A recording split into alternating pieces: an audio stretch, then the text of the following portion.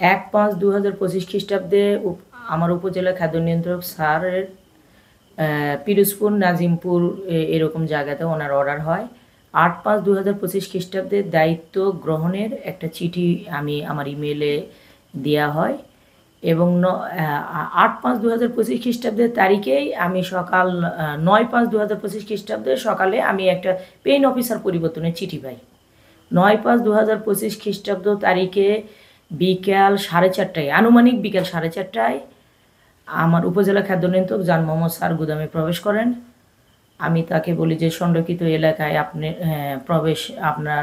আপনি তো আর এখানকার উপজেলা খাদ্য নিয়ন্ত্রক নন। বান্ডেল থাকলে প্রতি সেনমানিতে টাকা বাঁচবে। বিকাশ সেনমানি বান্ডেল কিনে জিতুন প্রতি লেনদেনে। উনি এই কথা শুনে রাগান্বিত হন এবং আমাকে ধাক্কা মারে ফেলে দেন। তারপরে উনি জোরপূর্বক এখানে এখানে চাবি রাখা আছে, তিনি নিজেই চাবি নিয়ে আমার অফিস কক্ষে প্রবেশ করেন এবং অফিসের বিভিন্ন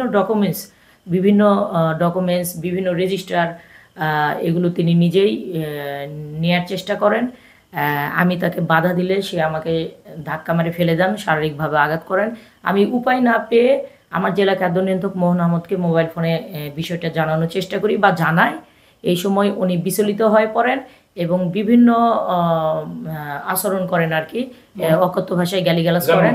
জি, পরে মোহন আহমেদ স্যার উনি এখানে আসেন, আসার পর সরকারি ডকুমেন্টসগুলো উদ্ধার করে তাকে সসম্মানে বাড়ি যেতে বলা হয়।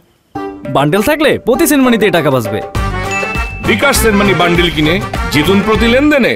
আমি যখন যাই সেই মুহূর্তে দেখি যে নারী কর্মকর্তা রেশমা ইয়াসমিনকে লাঞ্ছিত করার কারণে উপস্থিত শ্রমিক এবং কর্মচারীগণ বিক্ষুব্ধ হয়েছিলেন এবং জান মোহাম্মদ সেখানে উপস্থিত ছিলেন।